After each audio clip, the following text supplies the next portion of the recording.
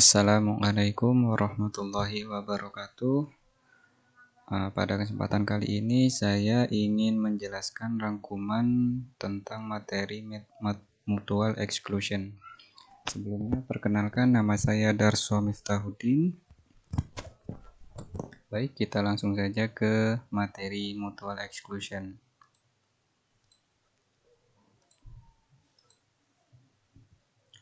Pertama, untuk menjelaskan tentang mutual exclusion itu adalah apa pengertian mutual exclusion itu sendiri.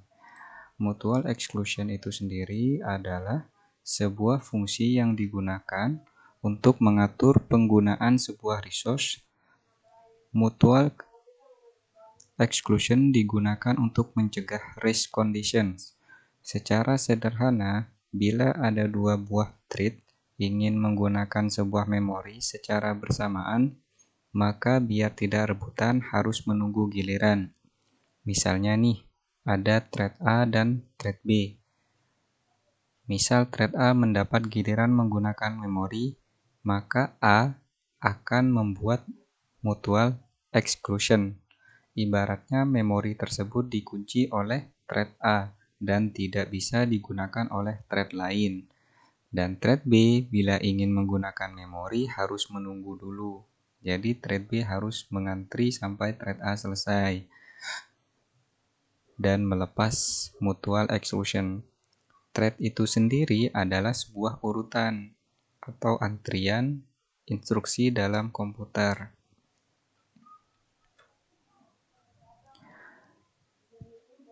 Selanjutnya kita ke kriteria mutual exclusion. Pertama, itu adalah proses yang berada di non-critical section. Dilarang memblok proses-proses lain yang ingin masuk critical section. Hal ini bisa terjadi starvation. Nanti starvation akan dijelaskan di belakang. Lanjut, kriteria yang kedua harus dijamin bahwa proses yang ingin masuk critical section tidak menunggu selama waktu yang tak terhingga.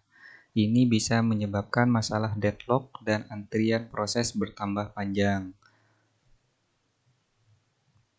Ketiga, ketika tidak ada proses pada critical section, maka proses yang ingin masuk critical section harus izin masuk tanpa waktu tunda. Jika di critical sectionnya itu kosong, maka thread itu boleh langsung masuk tanpa menunggu. Lanjut yang keempat, tidak ada asumsi mengenai kecepatan relatif proses atau jumlah yang ada. Yang kelima, proses hanya tinggal pada critical section selama satu waktu yang berhingga.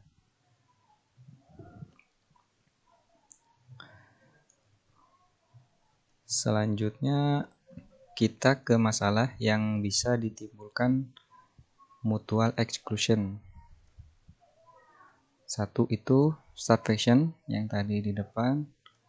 Starvation adalah suatu proses yang akan menunggu suatu kejadian atau hasil suatu proses lain supaya dapat menyelesaikan tugasnya.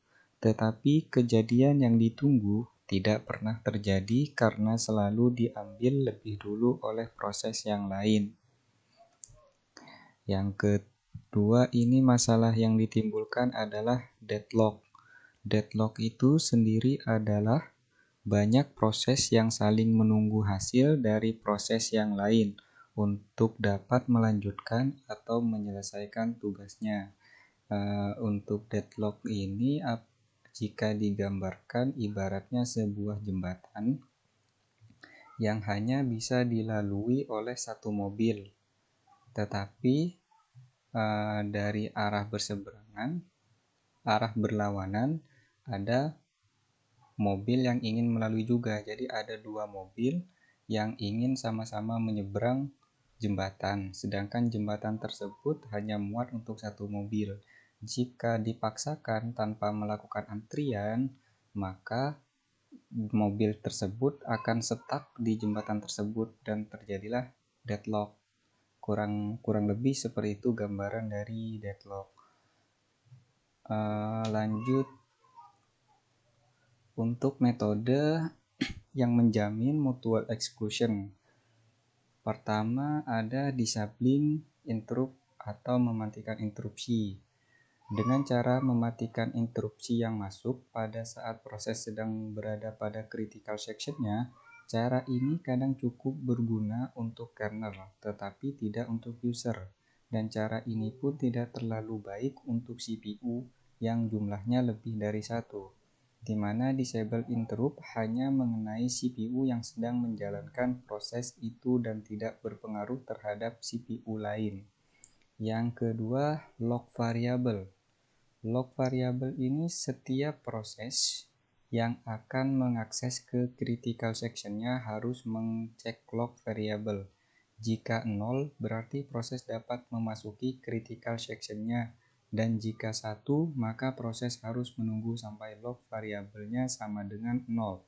Kelemahannya ada dua proses masih dapat memasuki critical section-nya pada saat bersamaan.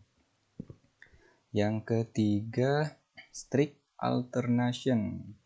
Dengan mengamati variabel turn untuk menentukan siapa yang akan masuk critical section-nya bukanlah ide yang baik jika proses lebih lambat dari yang lain. Peterson solution. Proses tidak akan diteruskan sampai while terpenuhi. Bila interest sama dengan true, maka proses akan menunggu sampai false.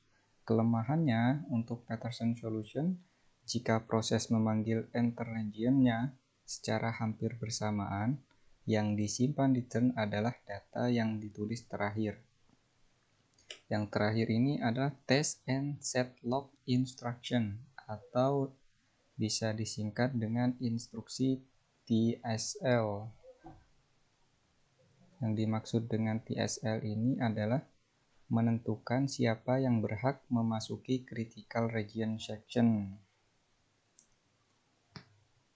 Ya, demikian sedikit penjelasan tentang rangkuman materi mutual exclusion.